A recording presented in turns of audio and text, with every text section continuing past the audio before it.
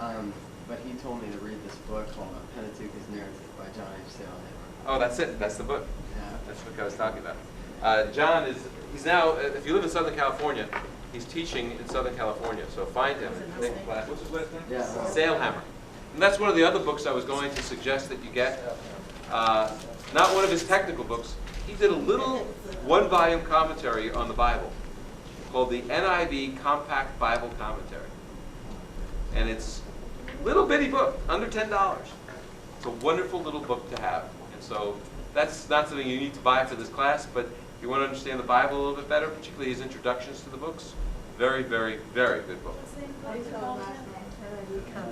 It's the NIV Compact Bible Commentary by Sailhamer. John, John, Sail, like a sailboat, S-A-I-L, H-A-M-E-R. Just one M. Sailhamer. And he's a good, you know what, he's not just a really great scholar, he's a really good guy. You know, he lived for years in Deerfield, Illinois, and had a really vibrant opportunity sharing with all the Jewish people that lived there. He went and learned modern Hebrew just so he could speak it. And he's an amazing guy. I don't think he's ever looked at an English Bible in 30 years. He only reads in Hebrew and Greek. He's phenomenal. Anyway, and German. Not German Bibles, but every day the toughest thing about reading his books, the footnotes are all in German.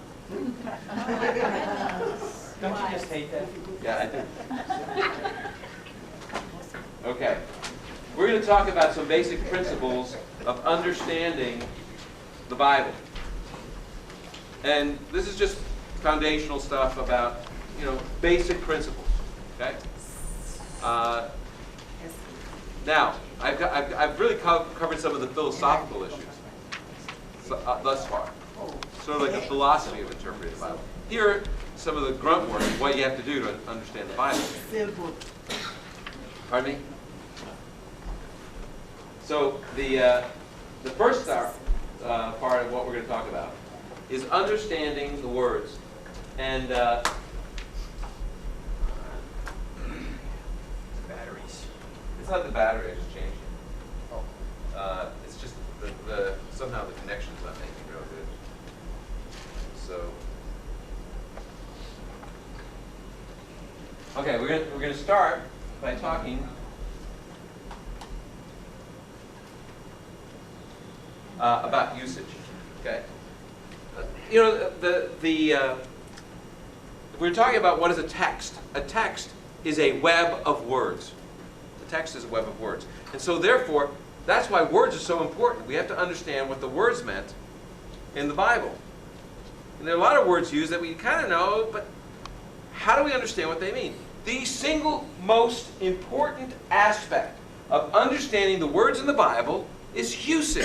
In other words, going to a concordance, looking up every reference of a word, and seeing how it's used.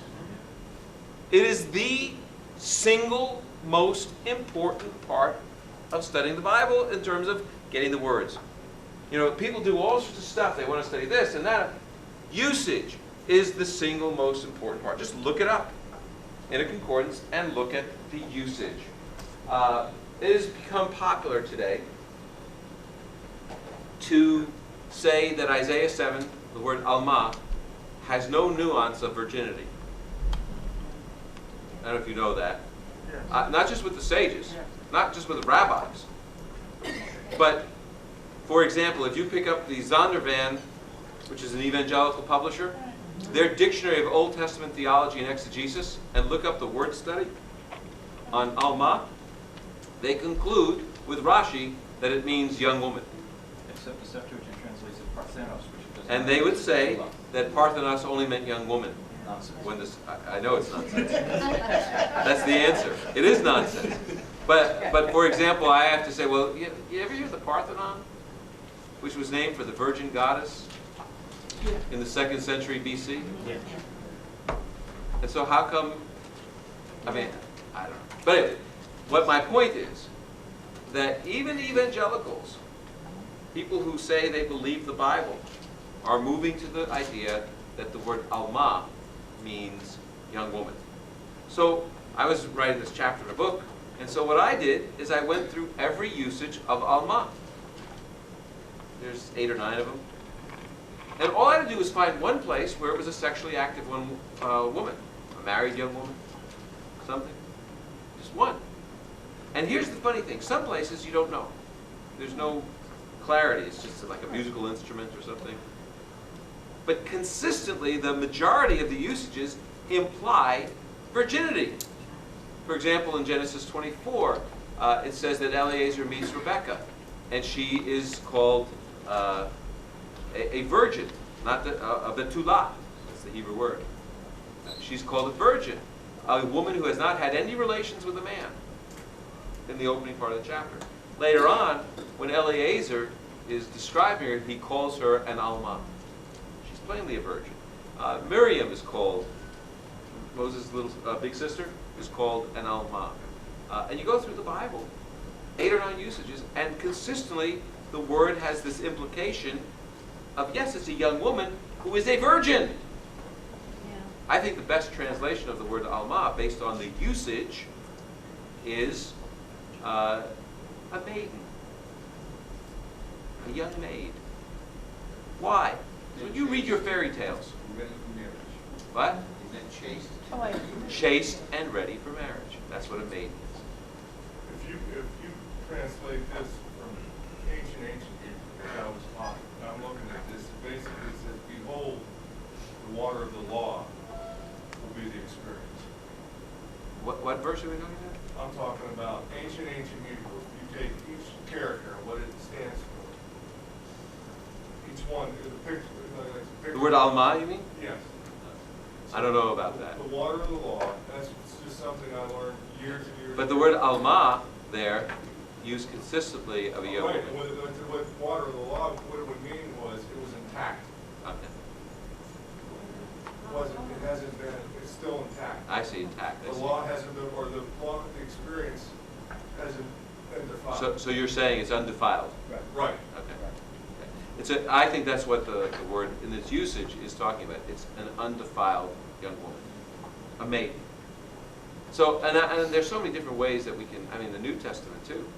You know, one of the biggest arguments today in the world of followers of Yeshua is the role of women, right? Even in the home.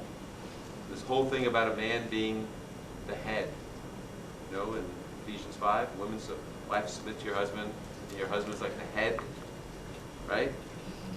That's a tough one to do, women. You think it's tough to do? Think how hard it is to be the head.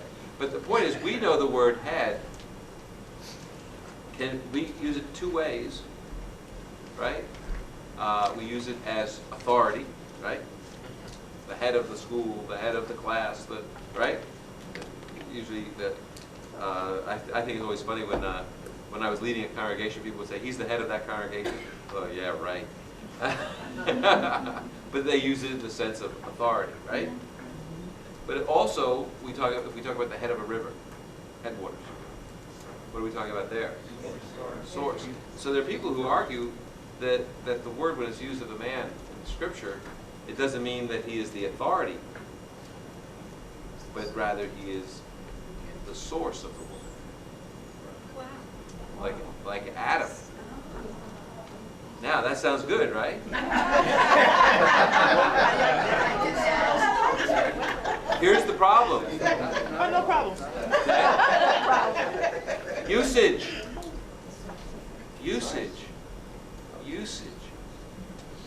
Very rare to find any usage like that.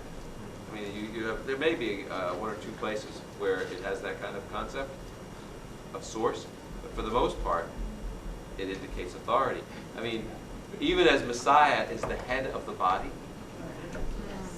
is that saying he is the source of the body of Messiah? Or is it saying he's our authority? Usage. And so, What's the quote from the recent movie? The man may be the head, but the woman is the neck. neck, yes, Turns and the she head moves the it way wherever she she wants. Now, a second second way of determining what words mean is its context. Context. Put a word in context and we understand what it means. And what I mean by that is when your kids read to you and they say, Mom, Dad, what does blank mean? Right? And you say, you don't know what it means. So what do you say? Give it to me in a sentence. Exactly. Use it in a sentence. Or read me the sentence that you're reading. Because it's not just usage, but usage in context. Right. Okay? Which is what I was just referring to in Ephesians 5.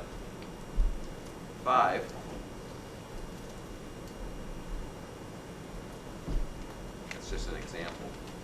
I mean, I'm not trying to take a position on in this class on the role of women and men, but it's just one of those things where I think that we have to let the scriptures lead. Wives, submit to your own husbands as to the Lord, for the husband is as to the Lord. Your husband is the head of the wife, as Messiah is head of the body, of the congregation. He is the Savior of the body. Now, as the congregation submits to Messiah, so wives should submit. Now, in context, what is head talking about? Submission to authority. So, whatever you would prefer, put the word in its context.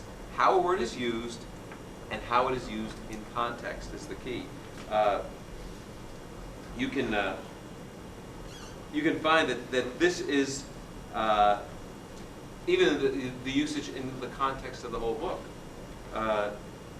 He says, he demonstrated this power in the Messiah by raising him from the dead and seating him at his right hand in the heavens, far above every ruler and authority, power and dominion, and every title given, not only in this age, but in the one to come. What is it saying? He's above every ruler, right? And he put everything under his feet and appointed him as head over everything for the congregation, which is his body, the fullness of all, who fills all things. What do you appoint him as? Head. Now, in this context, is he saying he's the source of everything? Or has everything been put under his feet and he is the authority over every king? Authority. So not only is it usage, it's usage in the book in context. Not only the near context, but the general context of the book. How is the book using it? So when you study words, study their usage, study their context. Okay? Another helpful way of getting an understanding of a theological term is find the theological term in a secular context. A theological term in a secular context. If we can find them. Now, I'll give you an example. What I mean by secular is the word is not used in its theological sense someplace. It's just used in another part of the Bible. So here's an example. You've heard the word sin, chata, right? That's the Hebrew word for sin. It's a theological term. What does it mean to sin? Well, the very same word is used in a secular usage in Judges chapter 20, verse 16. It says in Judges 20:16 that there were 700 choice men of the men of Benjamin who were left-handed among all these people. They were left-handed slingshot shooters. They could all sling a stone at a hair and not miss. And the word there, not miss, is the word that becomes sin. So what does the word chata mean? To miss the mark, or miss the target. See? Here's the standard, and we miss it. That's Judges 20:16. That's kind of that's a secular usage of a theological term, and it helps us have an understanding of it. So, another example. You've heard the word wisdom many times, right? Chachma in the book of Proverbs. Well, what, or, just the idea of wisdom. What is it? Well, one of the interesting secular usages is in the book of Exodus. There's a character named Bezalel, or Bezalel, I guess we could read it in English. You know what I'm talking about, right? And it's Exodus 34, when he is going to make the tabernacle. Let's see. I can't find the exact verse, but there it is. Chapter 35. 35. It says that he gave Bezalel. Yeah, here.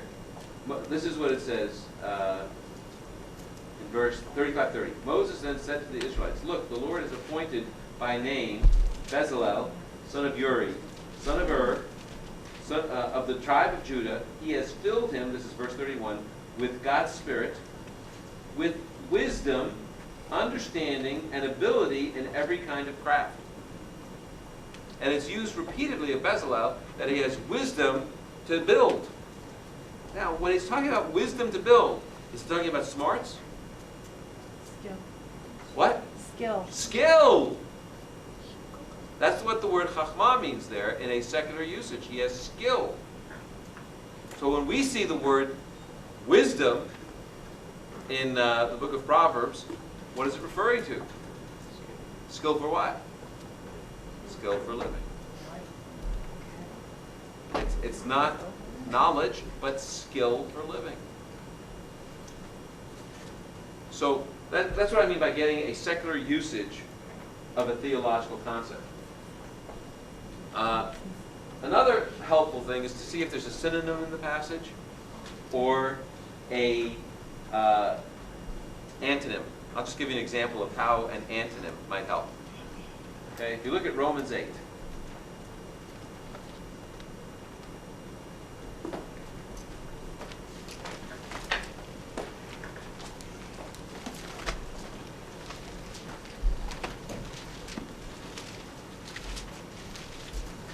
Romans 8, there's a dispute.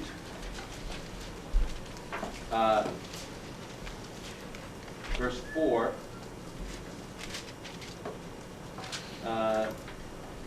Verse 5, those whose lives are according to the flesh think about the things of the flesh, but those whose lives are according to the Spirit about the things of the Spirit. For the mindset of the flesh is death, but the mindset of the Spirit is life and peace.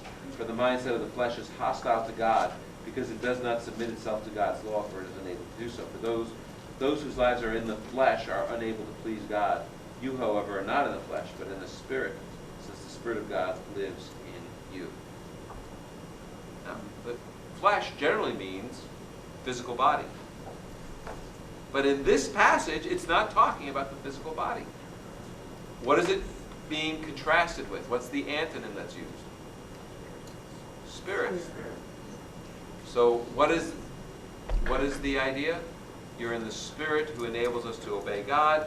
So the flesh is that part of our nature that sins, the sinful nature. Okay? There's the spiritual nature, the sinful nature. And so that's an example of an antonym helping. Another good example of an antonym, one of the most famous verses I think people really misunderstand. Ephesians 5:18, be filled with the Spirit. Right? What does filled mean? We have this idea of a little cup. We get more of it or less of the Spirit, right?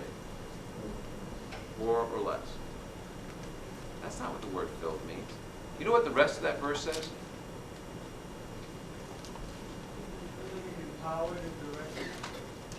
Well, think about it. What does the rest of the verse say? Before. Don't be drunk with wine. What does wine do to us? It controls us, right? Don't be controlled with wine, but be filled with the Spirit. What's it calling us to be? Controlled by the Spirit. Controlled by the Spirit. Sober-minded. What? Sober-minded. Yeah. But it has to do with control. Wine controls us. That's how we get drunk. And in contrast, be filled with the Spirit. Let the Spirit control us. Now, I mean, when you think about it, Luke 5, I think it talks about that they were filled with fear. What does that mean? They were controlled by fear. Doesn't mean they had a lot of fear in them. They were controlled. When someone gets filled with rage, what's happening? Controlled by rage. The idea of being filled with the Spirit is let the Spirit control you. Which is I'm not trying to make a judgment, but I think so often we think of being filled with the Spirit is rather sensational. Right, right. When in reality, it's God's Spirit getting control of our lives and having us obey Him. I couldn't help but think, so often in the Torah, when the NAS translates something like when the high priests were when Aharon was being put into the high priest's office, he was consecrated. As a footnote, his hand was filled. Hand was a symbol of power, authority, control that was given. Yeah. So that's the idea. So when you study words, look at if there's a synonym in the passage or an antonym, that'll give you some idea of what it means. And then lastly, find a parallel passage. Studying words. Many times. Yes. Well, you just had, in those situations, a definition or an understanding of the word filled, but that is not always the way the word, what it would always mean. I just mean in Ephesians 5:18. Right. And that's why every time we see it, we can't necessarily jump to the conclusion. No, there's that in a one range place of meaning. It's the same word means in another place. There's a range of meaning. Goes back to context. Context. Yeah. Context. Yes. Yes. No, I don't think a word always means the same thing in every usage. But I think the verse that we often use about the command that we're to be filled with the Spirit, that's the command to be controlled by the Spirit.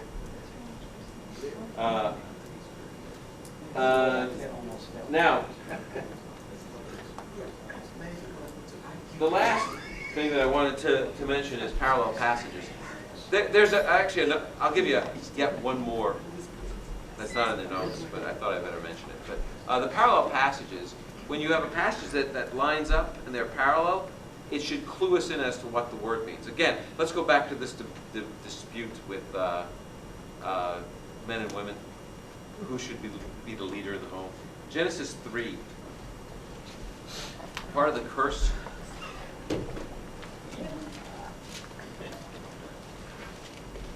Now, by the way, I think that the idea of leadership in the home for men doesn't come with the curse. It comes with creation. And the reason I say that is that as I read the narrative, what does Adam do? He names all the animals, right? And yet there's no one to be a partner for Adam, so God makes him a partner. That's what the word helper means. A compatible partner, right? Someone to complement him. And he puts him in a deep sleep, and he takes a rib, and he creates the woman out of that. He brings her to him, and what does Adam do? He breaks out into a song, and he says, he's so excited to see her, and he says, "This is now bone of my bone and flesh of my flesh. She shall be called woman." And what does that do? He names her. And what's the naming the sign of? Authority. Does that make sense? So the authority comes with creation. He is the head. But then in chapter 3, verse 16, part of the curse, he says to the woman, "I will intensify your labor pains. You will bear children in anguish." Then it says, "Your desire." Underline the word desire. That's the dispute. "Your desire will be for your husband, yet he will dominate you." People think this is where male headship comes from. No, this is not where male headship comes from. This is where bad marriages come from. That's the curse. And what I mean by that, now the word desire is only used 2 other places. It's used in the Song of Solomon, it means romantic desire. Solomon desires, the woman desires her husband, romantic desire. But it's also used in Genesis 4, in the very next paragraph. And it says, this is where Cain is plotting against his brother. And the Lord comes to him and says, "What are you doing here?" And he says, "Why are you furious?" in verse 6. "And why are you downcast? If you do right, won't you be accepted? If you do not do what is right, but if you do not do right, sin," now listen to this, "sin is crouching at the door. Its desire is for you." And then it says, "But you must master it." But it's the same Hebrew word as dominate from the previous passage. So sin desires You, but you must, uses the same two words. Now, what is sin's desire to, what does it desire to do, Cain? Control him. Desire to control. And then what he's supposed to do? Dominate. Now, take that back to Genesis 3. What's the result of the fall? What's a woman's desire? To rule, Control her husband. What's the man's response? Domination, not servant leadership, which is what you would expect from the servant ruler that God created. You know, so the creation makes a complementary relationship with the man as servant leader. Then you get the fall, and you get this desire. The parallel passage tells us desire to rule, and the desire to rule and the husband's domination leads to divorce court. Because the husband's not acting like a servant leader, and the wife is not submitting, because they're just at each other's throats. And in Messiah, we can go back to what God intended. It's a servant leadership and loving submission. Okay, now, those are the words that the first step of general interpretation, making sure we understand the words. I'll give you one last thing about words, and then we'll break for the day. Okay? Here's the thing about the words. Ready? The Septuagint is very helpful. Now, I know that most of you can't read Greek to go back to the Septuagint. But I'll tell you how you can, if you get this tool, there are things called theological dictionaries, like the Theological Dictionary of the New Testament. There's one volume, edited form of it, or abridged form.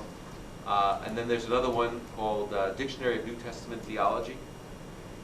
That's a good place for New Testament words. And then there's also Old Testament, like Theological Word Book of the Old Testament. There are these books that are theological word books, and they will tell you what the word, how the word is translated in the Septuagint. Why? Particularly, we don't read the basis of Hebrew lexicography, understanding what Hebrew words mean, comes from how they were understood by the Septuagint. In the Middle Ages, when we started putting together Hebrew dictionaries, even rabbis, they said, we don't know what these words mean. So they went and saw how they were translated by the Septuagint and said, oh, that's what it means, because we know what Greek means. So the basis of all Hebrew lexicography, of knowing what the basic words are, comes from the Septuagint. Then the other thing is that the Septuagint took theological terms in the Hebrew Bible and gave them a Greek word. And then in the New Covenant we come along, and we see that word, and if we translate the word the way it was understood in the classical Greek, we'll miss it. Right. But rather, we have to understand, because the writers, they're using the Septuagint word usage, the way the Septuagint understood. I'll give you an example of the word propitiation. The word propitiation is a big word, like in 1 John 2, is our propitiation for our sins. In classical Greek, it means to satisfy the wrath of a capricious god. You know, the gods, they're always trying to pull tricks on people. So there's this capricious god, and you throw sacrifices at them to make them happy, to satisfy their hunger. That's not Messiah's the propitiation for our sins. That's not what our Father is like, right? Well, interestingly, when they were looking for a word for the mercy seat that satisfies God's justice, where you find mercy instead of justice, they used the word in Greek for propitiation. The propitiation seat in the Septuagint, the place where we find God's mercy that satisfies God's just demands. Okay? And so, and the wrath of God is revealed against sin. It is His justice, and it is satisfied through the death of Messiah.